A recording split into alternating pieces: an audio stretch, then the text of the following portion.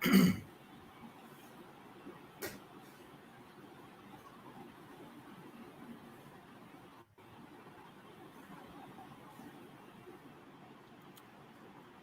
Amit. Hi, Preeja. How are you? I'm good. I'm good. So, good evening. Evening. Good evening to all our viewers. नमस्कार. आप लोगों को Kalinga literary festival के भाव संवाद में स्वागत है. Welcome everyone to the Bhav Samvad edition. Today we will be discussing Amit Ranjan's latest book, John Lang, Wanderer of Hindustan, Slander in Hindustani. You guys can look and see this. Please go ahead and buy because it's a very interesting book Lawyer. about this Also, one. lawyer for the Rani. Yes, that's what he has been mostly known for. But as I have been always saying, he's so much more than just a lawyer for the Rani. That one unsuccessful defense of Rani, rather, and that one unsuccessful attempt is what he is known for. There are so many other successful things that has happened with him, which he hasn't been. He has been kind of forgotten about. So, Amit, can you please tell me more about John Lang? How did you, I mean, considering he's not really known, full stop, how did you end up finding him? Sure. So, thanks a lot, Preeja. And let's do the preliminaries first. Because John Lang is an unknown character, for the audience who may be listening to this about this character for the first time, John Lang is this very interesting and curious character from the 19th century who lived in the years 1816 to 1864. He was born in Sydney and died in Missouri and is buried in Missouri. So John Lang was a lawyer who studied in England at the Middle Temple and practiced in India, and also was a journalist who ran a newspaper called the Moffisilite for 20 years, and the newspaper continued even after his death for almost another decade. And he also wrote 20 odd novels, translated Persian poetry of Sadi of Shiraz into English, so which goes on to show that he knew Persian and would do very well. Also, because he had to practice in the lower courts, and the language of the lower courts was still Persian and would be largely Persian. So, like you have to learn Latin jargon today, you had to know the Persian jargon at that point of time. So, very interesting man with three parallel careers: that of a lawyer, of a journalist, and of a writer. And he took all three seriously, and is a figure who's um, decidedly sort of anti-British establishment of the time and anti-East India Company. So, fascinating figure, but kind of completely lost to history. So, that's roughly a preliminary for anyone who does not have an idea about John Lang. I'm guessing Your that's how question the. is No, please go ahead. Yeah, your question is how found him. So Correct. I found him because he wanted me to find him. Let's say one of those things. Um, so I was instead looking for something else. I was looking for this girl whose grave I was fascinated with, Alice Richmond in Pune, who had died in Pune and whose grave is in Pune University, and the legends about her ghost haunting the campus in white robes, about she falling in love with a Hindu boy, and unrequited love and suicide, and so on and so forth. I wouldn't go into that. It's a fascinating story in itself, which I've gone into great details, which is probably the subject of my next novel. But I couldn't find any leads because she was no one in the military or civil services for any documentation. So what I did is did the Hanuman trick to lift the whole mountain to find the Sanjeevani booty, and on the mountain I found John Lang. And once I found John Lang and I found all those things that I just mentioned, I thought that this is too interesting a character to be left alone here. Um, should be studied in detail. That's how it happened. So this is roughly around 2007-8 that I got interested. It took me about 4 years of research to write this manuscript. And then it's been buried like John Lang himself for the past 8 years, and now sort of seeing the light of the day. So I'm guessing his three parallel careers is how John Lang became John Lang, wanderer of Hindustan, slanderer in Hindustani, and lawyer of Jhansi Ki Rani. Yeah, you could say that. Yeah, these may be ways of portraying his three parallel careers. So, as you can see, the subtitle of the book, "Wanderer of Hindustan," is where he got his ideas to write from. Um, by wandering. So, Hindustan here is roughly North India, upper provinces, and not really South India, not Madras and Bombay presidencies. So his travels are between Bengal and Delhi or Punjab, even let's say. And slanderer in The Punjab before partition, correct? we are talking about 1850s. Correct. We are still 100 years away from all of that. Um, and so let's say between Lahore and Calcutta would be his travels. And slanderer in Hindustani is the second line of the title, which is a way of saying that he knew Hindustani so well that he could curse and abuse in it. So you have to be proficient to a native level to be able to curse and abuse in any language. And also because he was practicing as a lawyer, like I said, and lawyer for the Rani. So he was the lawyer for the Rani of Jhansi, which incidentally is the smallest part of his career and the smallest part in the book also, I think, but which gets the maximum hashtag because that is what people would relate with. And indeed, it also is a comment on the way we think about history and historiography and so on and so forth. Because John Lang actually has always been known. He's completely unknown, and yet he's always been known as a British lawyer of Rani of Jhansi who wrote one-page account about her that she must have been very beautiful in her youth. She was only 26, but it also shows how the criterion of youth has changed over time, because the life expectancy was under 50 at that point of time. Whether European or Indian, everybody died early because of various diseases. Um, Correct.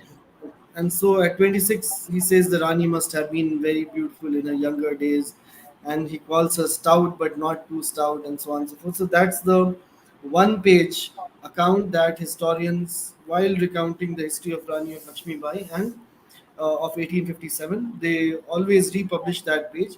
Do not really know who John Lang is, except that he was a British lawyer. So indeed was British in the sense of being a British subject, but he was Australian born and Correct. lived in That's what India. have So been my next question. Considering he was born in Australia, and he was,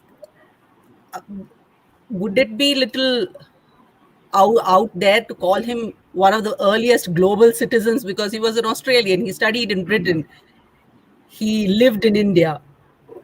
sure, sure. And that's his tragedy as well, that he belongs to three territories and is lost to all of them. Neither of the three were ever keen on reclaiming him.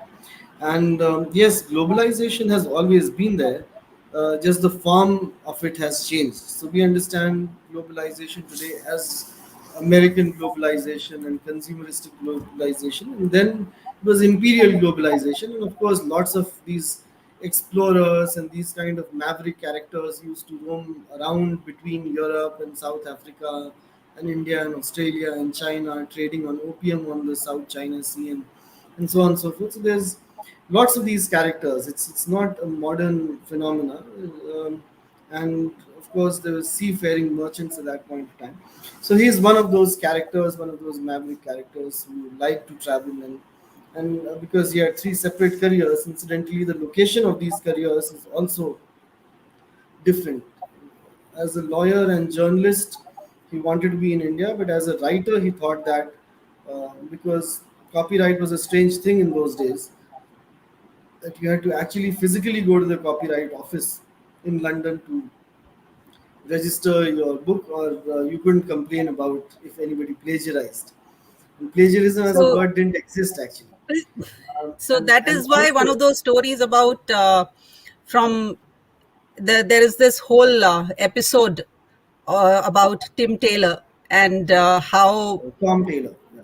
Tom Taylor, sorry, Tom Taylor, and how one of John Lang's stories have been completely taken over, and then that made Tom Taylor famous. Yeah, that's right. So this is a story which John Lang published as Plot and Passion, which is a fascinating story in itself. Its subtitle is, so he always uses a subtitle with an or, and which is also the tradition of 19th century novels. So Plot and Passion, or the Scytherian Cohort, is the title of this novella, which was originally a play that Lang wrote with Tom Taylor. So while I was discussing the copyright issue, apart from being physically present, London was also the hotbed, and Lang realized that being in India, he is becoming the native informant for Charles Dickens. That Charles Dickens is getting all the limelight, and he was not, whereas he was the one who was in India. We'll come back to that later, but the Tom Taylor episode is very interesting. Um, Tom Taylor started at the age of about 50 and wrote 50 plays after that. So he must have been a genius, one would think. And so one should know Tom Taylor, right? Any student of English literature or literary history should know Tom Taylor, but nobody knows Tom Taylor because Tom Taylor is an embarrassment. Another little detail about Tom Taylor is that Abraham Lincoln was shot dead while watching a Tom Taylor play. Um, It's a same one, or it's a our different one? American Our American Cousin is the Our title of the play. American cousin. Our Not the American same. cousin is also based on. Is it, or am I just misreading one of those chapters here? Oh, well, I couldn't get to the bottom of it. Our American Cousin also seems to have taken inspiration from here and there, but I couldn't pin it down to John Lang. But Plot and Passion was co-authored by the two, which is it was John Lang's story with Tom Taylor, and later Tom Taylor removed his name. Tom Taylor, in writing his 50 plays, had original definitions of originality and so on and so forth. So he said that if the character names are changed or if certain elements are changed, then it can be called a new play or a new and original play. So he had very original definitions of um, originality, so to say. And so Here he the adapted. viewers must Here, the viewers must go ahead and read the book, because in the chapter, Tom Taylor's definition is very in one of the chapters in Amit's book, John Lang. It's Tom Taylor's definition, and critics criticizing, rather lambasting Tom Taylor for his definition of original play is also there. It's a very interesting paragraph. You all must read it. Please go ahead and buy that book. So, so we are on the topic of Abe Lincoln. Abe Lincoln is now a ghost in history or classics, and from the book also I have understood that John Lang also kind of dabbled in the mysticism and sort of a little bit of occult, not occult as we know it today, but a little bit of mysticism, and how the atmosphere and herbs and everything kind of helps the mind and the body heal. Or again, have I misread that? No, so 19th century is full of these characters. Before that, while we're talking of Abe Lincoln in the book, this is the sorry, I'm mirroring, so I'm showing the. This is Yeah. the advertisement for the play, Our American Cousin, on the day Abraham Lincoln was shot, and he was shot. The line was chosen. There's this very strange line, you sockdologizing something something, um, during which John Wilkes Booth went and shot, who was an actor. So anyway, so we're talking about mysticism, etc. So 19th century is full of these pseudosciences, and uh, one has to understand that Europe had come out of the days of alchemy, and there's this renaissance. So there's still the hangover of alchemy remaining. So the pursuit for gold or the pursuit for immortality has always been there, and so along with sciences, a lot of pseudosciences also came up. Um, And so, for example, there is mesmerism, from where we have the word mesmerize now, which is from Mr. Mesmer. And mesmerism was a big thing where um, this character called Esdail, he came to India, and he would mesmerize water, and in reports of the Mofussilite and other European newspapers, the natives were more amenable to being mesmerized than the Europeans. And he also talks about hypnosis, that this native Khan Pathan could lock his eyes with.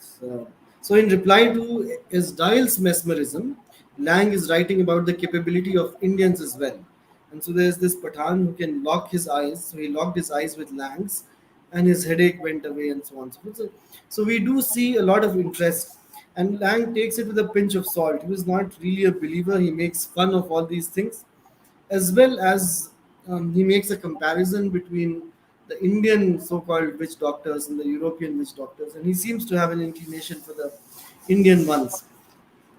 Um, Apart from this, there is the Freemason cult at this point of time, also later Theosophy. So Lang was definitely a part of the Masonic cult, and Theosophy is later where Jiddu Krishnamurti would sort of become the Messiah and run away to United States, run away from his messianic rule and all of that. But there was a lot of interest in spiritualism, calling spirits. So spiritualism today we know the understand the word differently, but at that point of time it was planchet or seance. And so John Lang's brother-in-law, Andrew Thomas Turton Peterson, popularly known as ATTP, he had hired this guy who was called a sensitive. So you could summon a spirit, call it in the body of someone, what we today know as seance or planchet, um, and that person would speak through the spirit of the deceased spirit, and so on and so forth. And so ATTP hired this guy called WH, and he summoned hundreds of spirits. That was one of his favorite pastimes, let's say. And so he's written a book which is a history of the world, so from where he summons the spirit of Aristotle to Julius Caesar to Lala Jyoti Prasad, who's an important character in this book, to John Lang, to Lord Clive, and so on and so forth. And I'm always fascinated by that book, and I read portions of it. So there are all these very curious kind of things, and there were researches going on cholera and TB, and so on and so forth as well, which was TB was known as consumption at that point of time. There was a huge interest in phrenology, or study of skulls, the size of skulls, and which phrenology was considered in 1850s as revolutionary as telegraph. And so there's this report saying that phrenology, the study of human skull, is as revolutionary as telegraph, and so on and so forth. And so the idea of phrenology is like the idea of palmistry. So like your hand can tell you your destiny. Similarly, your gray matter maps onto the inside of the skull, which maps onto the outside of the skull. So if you study the outside of the skull, um, you know a person's mind.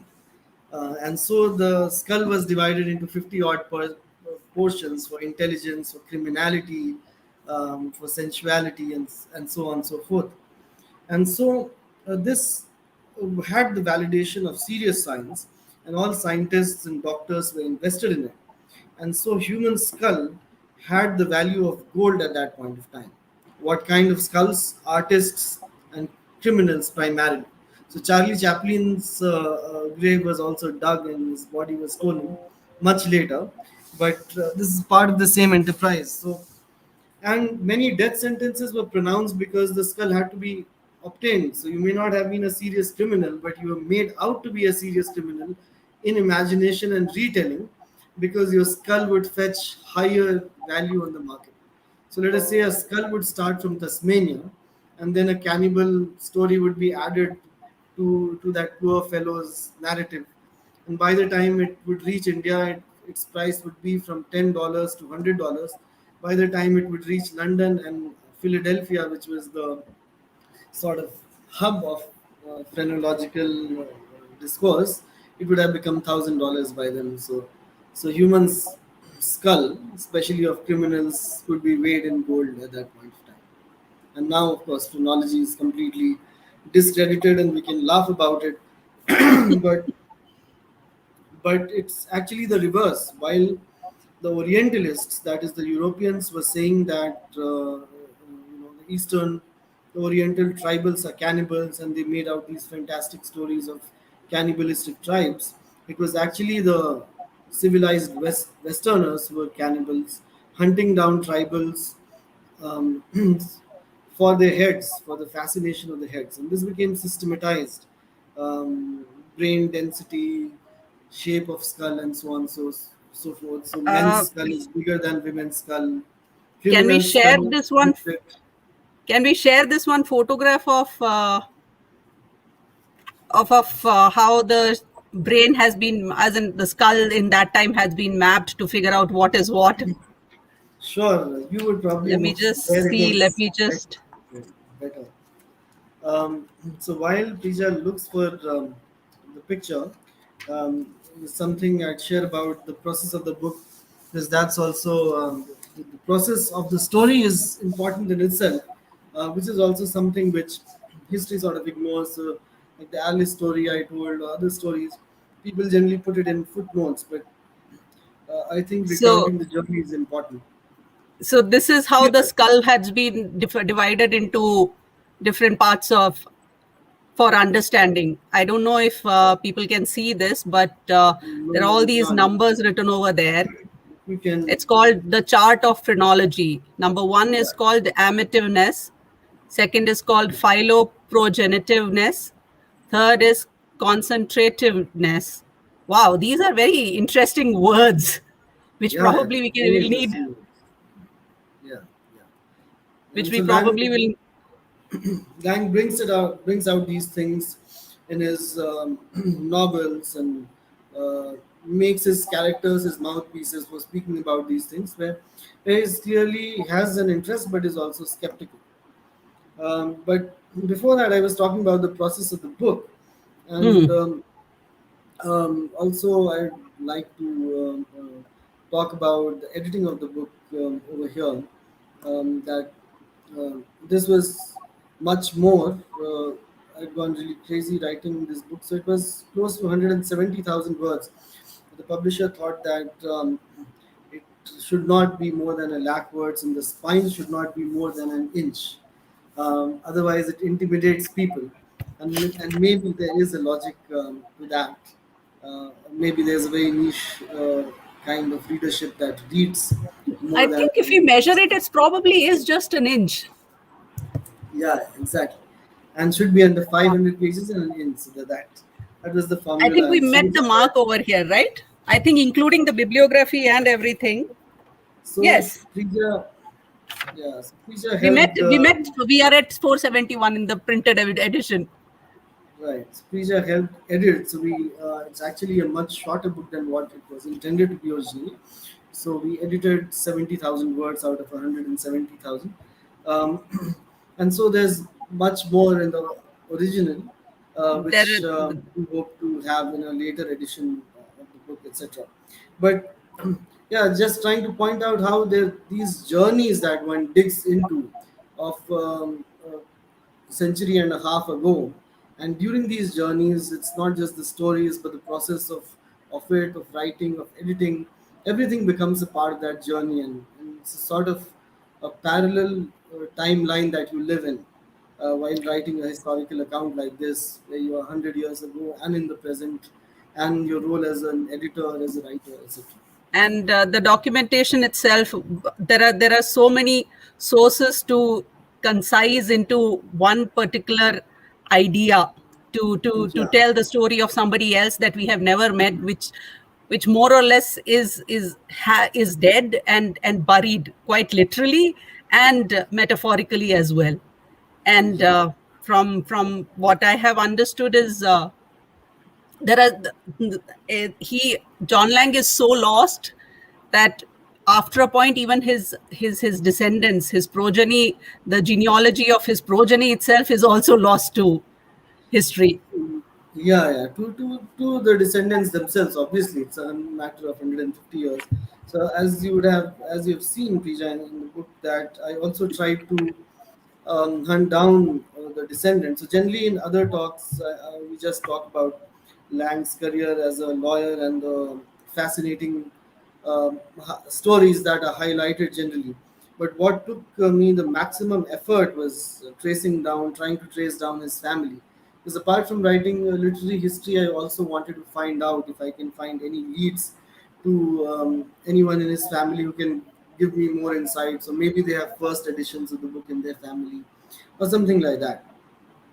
So, talking about John Lang's family quickly is also very interesting. So, he married uh, Lucy, and the two were separated.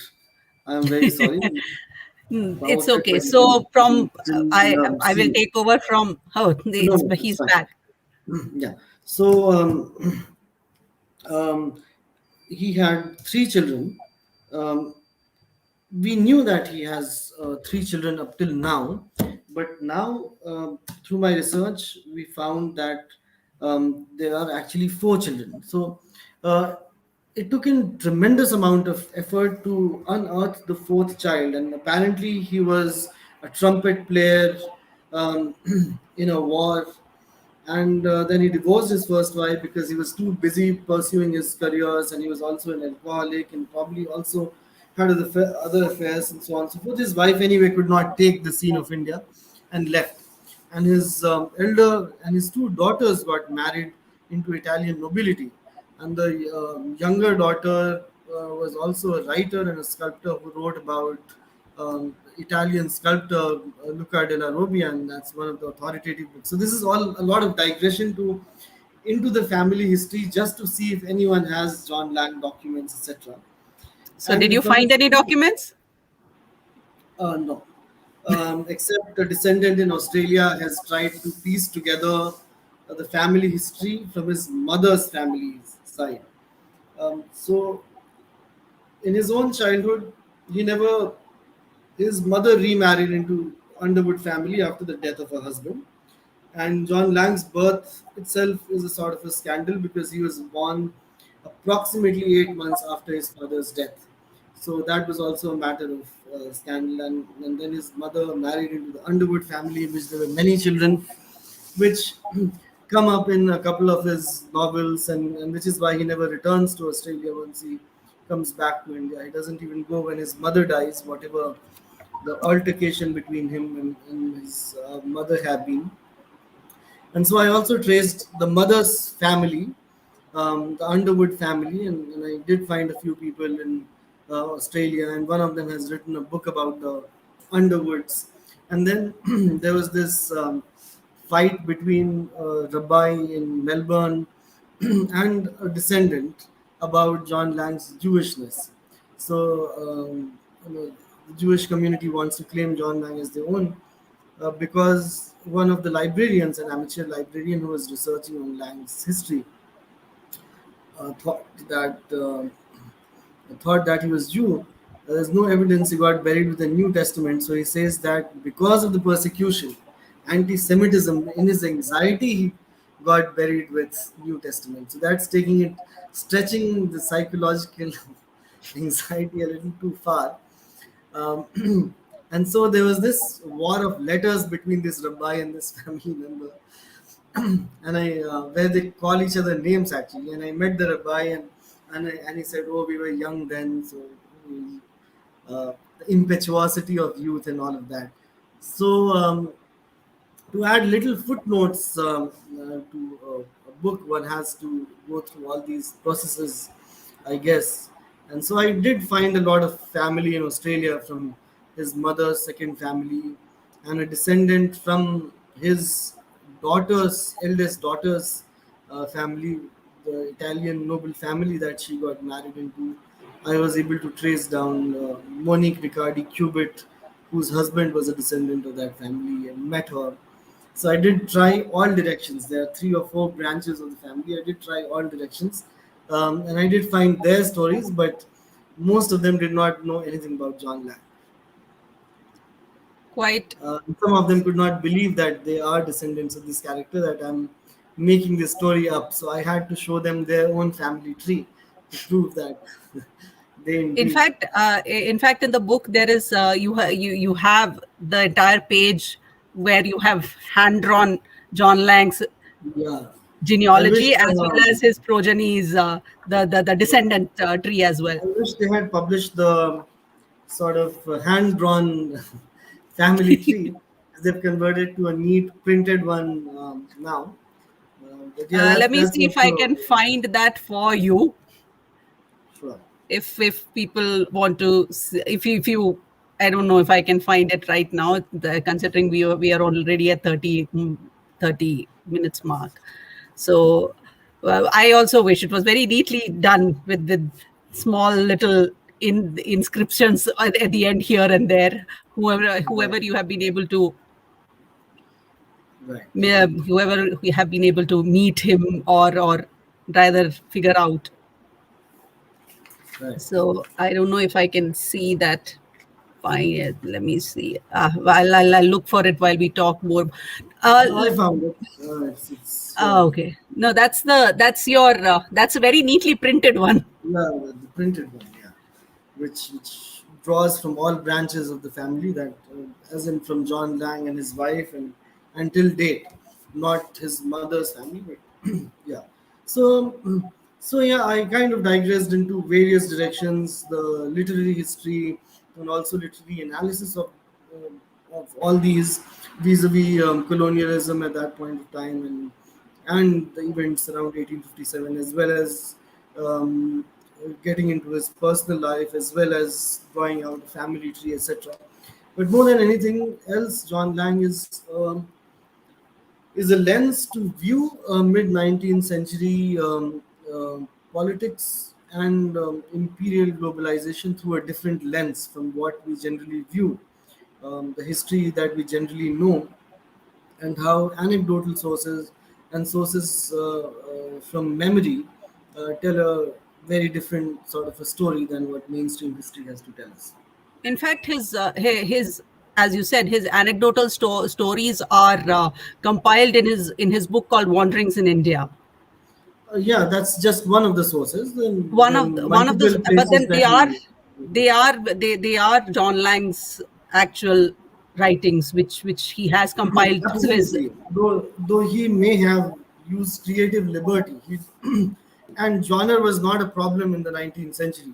So it is either an account, or they are a set of short stories, or they are memoirs. It's not specified. It's just called wanderings. So it could be wanderings, real wanderings mixed with imaginative, Wanderings. imaginary wanderings as well. So he did lace it with a little bit of fiction for the European audience. I don't have doubts about that. But one generally gets a very good sense of what was happening at that point of time. Wanderings So of India is also in between real memoir and let's say creative non-fiction, as we would say today. And we get to know very interesting things like the why we need character certificates today, or why is everything in written so important in India, and so on. So forth. He shows us a glimpse when he talks about the 1850s. So he went to visit Nana Sahib, where he got very good treatment. He was shampooed. So the British could not pronounce Champi, so Champi became shampoo, and shampoo, as we know it today, a thing for the hair, was actually Champi for the body. So he got shampooed at Nana Sahib's for a week, and Nana Sahib got a character certificate from him, and he had 150 character certificates from white people already. And so the arch villain of 1857 for the British and the prime hero for the Indians, and a main character of the 1857 revolution, was also fond of European life and did value the character certificate given by Europeans. And so that colonial sort of inferiority complex built into the psyche of the nation is not not even of 1850s. It predates that. It's even earlier. And but when we study mainstream history, of course, we do not look at these nationalist figures in that light. what they were before 1854. We always see them as belligerent war heroes. So when we talk about John Lang, what we see is that he was a popular man. I will use the term popular very loosely because he wasn't popular at all with the East India Company. However, he was quite popular among the Indian nobles at that time. I Um, don't know. I would say he was popular with the East India Company um, as well. Notorious but popular. Notorious, But the they enjoyed mispopularity that we his. got. He was very good, witty writer, and he could be the father of modern tabloid. His one-liners. So one case he wrote, "Damn the Burham case." He was too drunk and he did not know, and he was bored with the topic. This Burham case, which I don't want to go into the details of it, and he just wrote, "Damn the Burham case," and it's if you just Google it, you'll see that it was published in some 30 odd journals. That one line that he wrote, and he represented the sentiment that everybody is tired of it. But his trick was this: that he wrote novels as serials in his newspaper, and all the housewives of military men. And I'll not use the word homemaker from today's parlance because housewives was the term that was used at that point of time. They read his novels, they were his subscribers, and they were his backbone, and which is why there are very strong female characters in his novels. And so he wrote against the military by taking money from the military men's wives. Let's say that was his modus operandi. And he was a prolific writer as well, not just a journalist Very. who published Mofussalite. He also has serialized novels, at more than 20 novels, if I'm not His wrong. ambition was to be a writer. Journalism was, let's say, his note-making exercise for his novels. So everything gets converted to novels. Journalism was a way to wander, to get access, to fight, to become a character himself, because he liked to see himself as a protagonist as well. And he fights the case of Lala Jyoti Prasad and goes to jail. So he is seeing himself as this warrior character, also fighting with the Indians against the East India Company. So in his imagination, he's only a writer, and which is why he spent 5 years in England. And he was a close friend of Charles Dickens and Wilkie Collins, and trying to compete with them.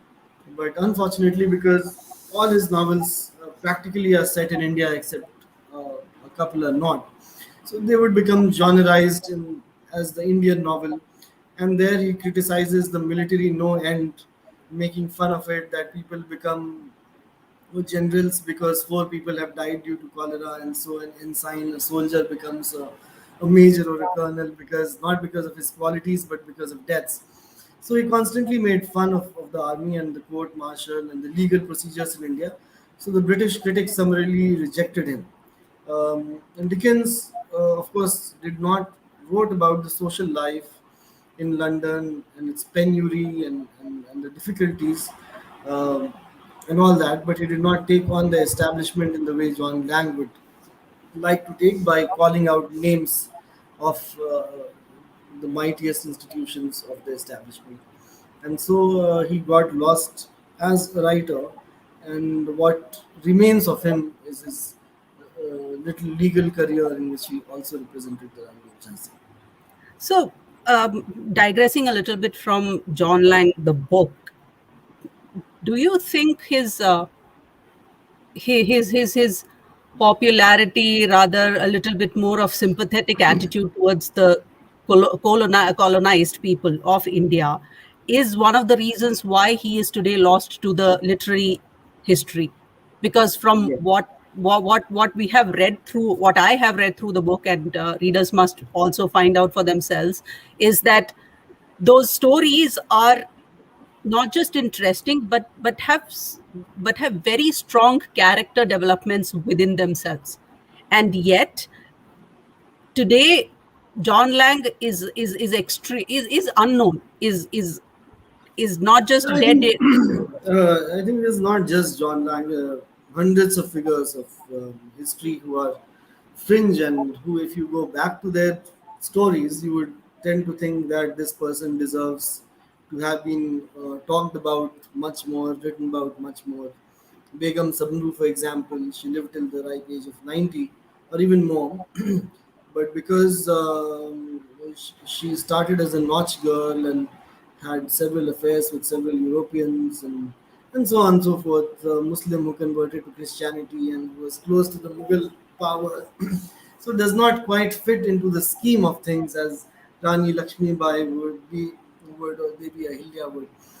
So similarly, John Lang uh, with his belligerence against the British government, of course, England would forget him very quickly, and which is why Kipling would be remembered so fondly, even though he's so pro-empire that Kipling has managed to survive the discourse about him, even though he was discredited right at the beginning of 20th century. He keeps managing to come back because uh, the Western critics somehow resurrect him.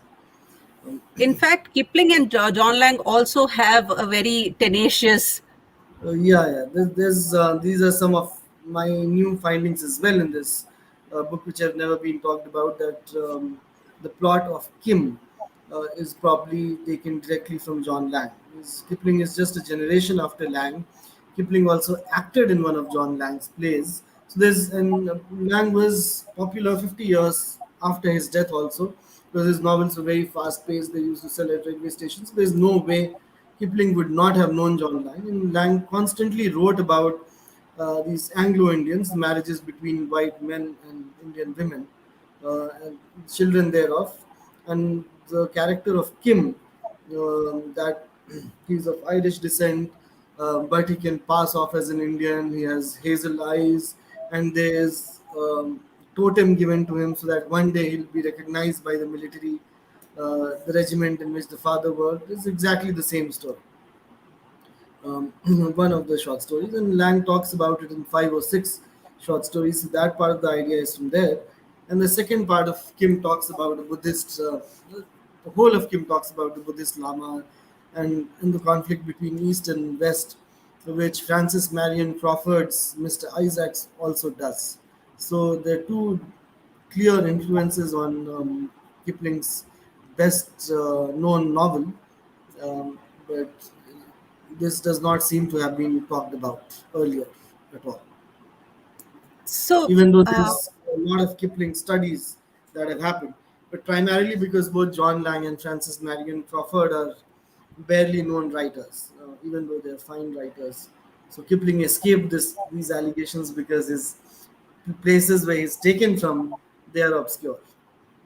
so it would be all right to say that Lang himself has been kind of the stepping stone for so many popular writers who have been anointed into the literary canon that is there today. Sure, and even Dickens's popularity to a large extent, because Dickens was a very good bookkeeper. Household words, most of the writings are anonymous because gentlemen did not write for profit. Gentleman means feudal lord. They would not want to show that they were writing to earn pennies from a journal. And there are at least 33 stories that Lang wrote for household words. And similarly, Dickens got contribution from various other writers.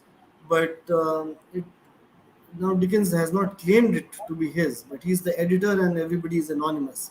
So, like Frankenstein, the monster becomes Frankenstein, and similarly, all these stories become Household Dickens. words becomes the words by Charles Dickens when it was a compilation of so many anonymous writers.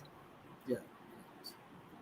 So So I coming think back, we've talked a lot for a long time. Are there any um, I don't see any questions so queries? far here. Okay. So we can okay. I like the idea of Mridula This is Garg has said. I like the idea of your journey in search of John Lang and the actual journeys by Lang in three continents. The writing about all of them bring lost. Lost probably is the best description of life. You have any comments for that, Amit? thanks a lot, Mridula ma'am.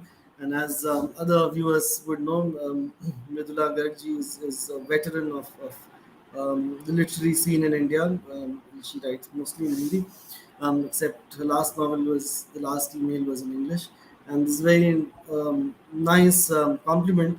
And of course, Lost is the best description of life. And Um, as I'm very fond of this idea of language itself being an act of storytelling, and we are always uh, the act of writing is an act of uh, trying to hold on, an, ex- an exercise trying to defy mortality, and which is why we tell stories to freeze time, and which is why we are fascinated by these stories which we find stumbling out of graves, because that sort of you know And considering you have somehow followed makes so things immortal, like John Keats's poem on a Grecian urn, whether the artist or the art on the urn is important.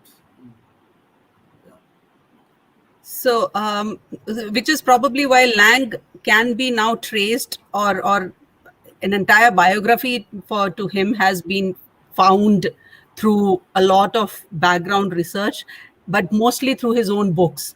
The 30 odd novels, 20 odd novels that he wrote is how we have somehow stitched together the personality of Well, it was Lang. very difficult for me because his own personal property is lost. His second wife, Margaret Vetter, had a son who went to Burma as a civil services officer. Thereafter, thereafter the wars, the First World War and Second World War, and this family went back to England. We do not know where all that property is. What the Rani of Jhansi gave John Lang, her portrait has never been found, or his own private papers have never been found. So generally, biographies are written through private papers, correspondence, letters, etc. But here it is a third person retelling of John Lang by various characters, because 19th century is a very prolific time. Everybody wrote. So different friends of John Lang and associates of John Lang have written something or the other about him, and which is why it's much more of a memory biography that way. So piecing together all that, and he himself dropping hints in his, let's say, creative nonfiction or even in fiction, modeling a character on himself, and so it's a very conjectural sort of biography also, which floats between fact and fiction quite a bit. It has okay, Ashutosh has given the book description saying, written in 1850 with insight and humor, this book gives a wonderful glimpse into the colonial people living in Missouri and the general Indian society that existed in those times. Fascinating. So, Yeah. and have you Thanks, been have Ashutosh. Though the book is from 1859 actually, and which is why uh, he shies away from writing about 1857. So he does write about Nana Sahib, but he does not talk about 1857 at all, or subsequent events where a picture of Lala Jyoti Prasad was passed off as Nana Sahib's. He hides all that in Wanderings of in India, because it was a post 1857 book. So a lot of things that he would liked to write as fun pieces. He very meticulously edited those out because of the anti-Indian royal sentiment amongst his British readers at that point.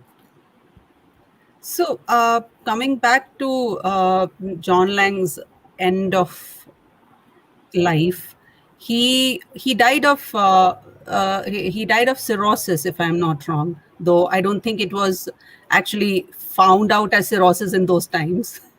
And Yeah, in mainly, he was an 1864, alcoholic. There are several references to his alcoholism, and in various kinds of euphemisms, that he was of convivial spirits, or his favorite brand was John Exshaw, things like that. So when the night he died, there was a party at his house, as there generally was, and he was quite ill. So one of his friends said that let's call off the party, and he said that no, a party cannot be called off on the account of my ill health.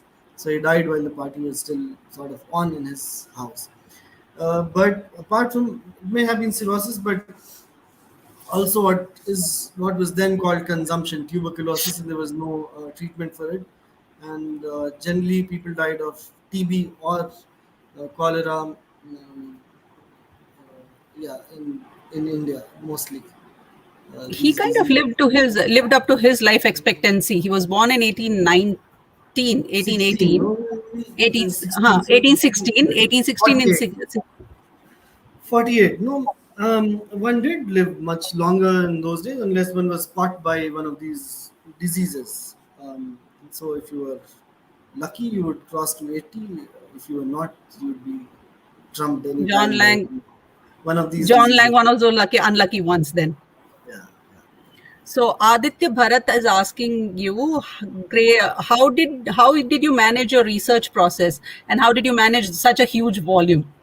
So you want to tell the Um, background behind the John Lang's well, it history? was like I said, I was after this girl Alice's grave and her history, and I had to do the Hanuman trick, which is lift the whole mountain.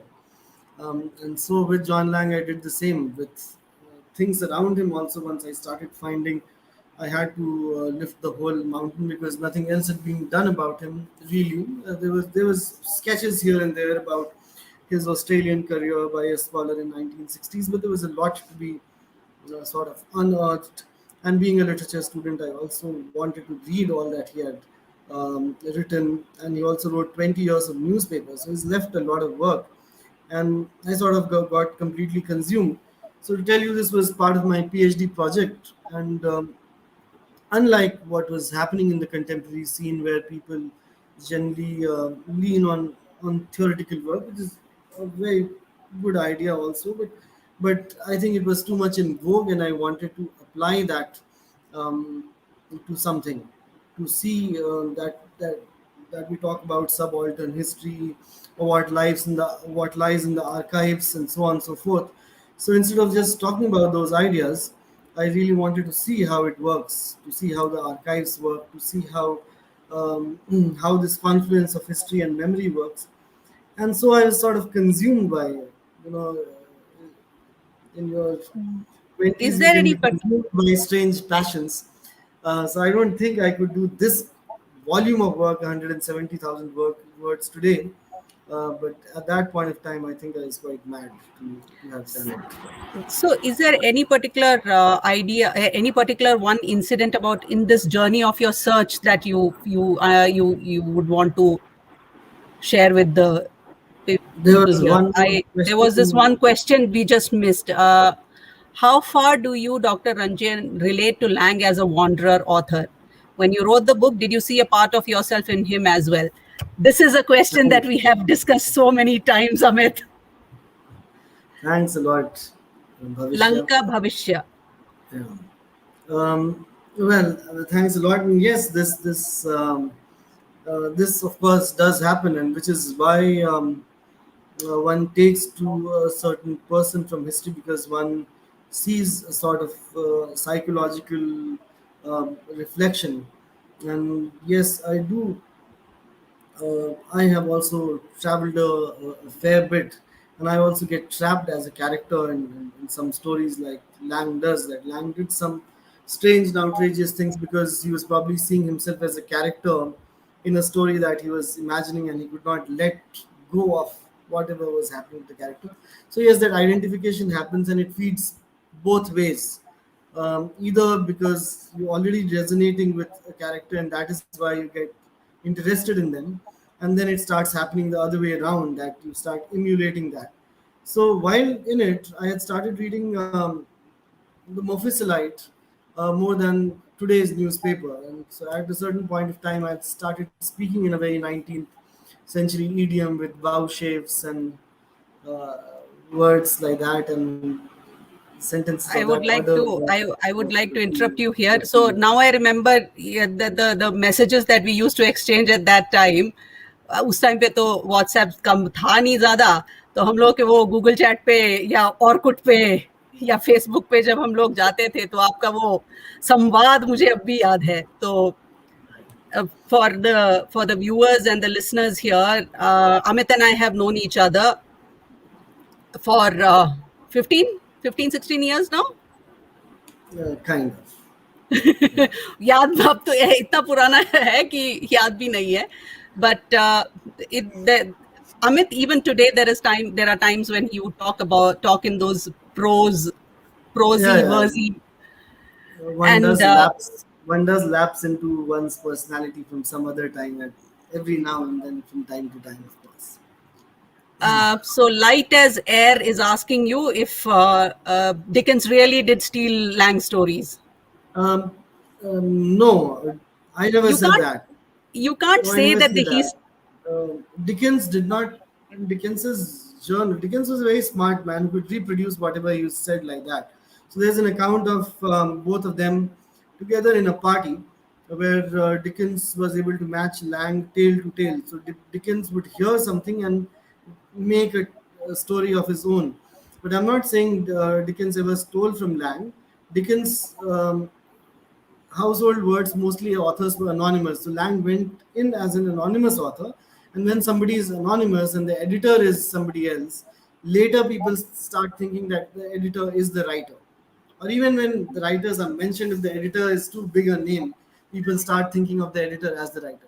But what I'm definitely saying is that Rudyard Kipling did take is most ideas likely from mislabeling other people's work under another person's name, Tom a more Taylor and famous Rudyard name. Kipling did steal from Lang, but Dickens did not. If we go with the word stealing, so I think we've spent uh, um, an Quite hour, quite an hour, in fact, talking about Lang here. and maybe we This can wrap up maybe we here. can say good night to each other. Very informative and interesting session by Amit Ranjan, Professor Saab. So this is Thank you very Kriti much. Vadhera, and Rakesh Ranjan is thanking you for sharing such interesting facts. There are more interesting facts within the book, and because I have helped. I have read through the actual original thesis, which had many more interesting facts, which was sadly needed to be cut down. But as Bhavya Vadhera is thanking for such an intriguing historical figure out of obscurity, and Light as Air is saying that Lang seems like a cool guy. He was an extremely cool guy. You should Definitely, find more about him in the book. definitely. Anyways, so So, this is where we shall close our sure. topic. And thank you so much, Amit, for having this discussion with me all over again. Thank you so much. Okay, And wait there's a one second. last There's question. one question. What was he ever skeptical of Indians? Is one last question. I Yeah, think yeah, this. yeah. So Lang is skeptical of everyone, Indians or British. Um, he was, as you said, the cool guy who was generally a skeptic about establishment, and establishment is everywhere. So anyway, so let's end over here. We've hit the Correct. 1 hour mark. So thanks a lot, Preeja, and thanks a lot all the viewers for Kalinga Literary joining. Festival for having us, letting us discuss this interesting book and this Yes, interesting and character. thanks to So, KLF and to Yogi Books for organizing this, and to Bhav Samvad. And hopefully, we'll be back with at KLF later as well with more interesting discussions. hope to read and edit more of your books, Amit, and very soon. All the Thank you best so much. for your next book, and good evening, everyone who has joined us here on this session. Thank you. Thank you so much. Good night. Good night.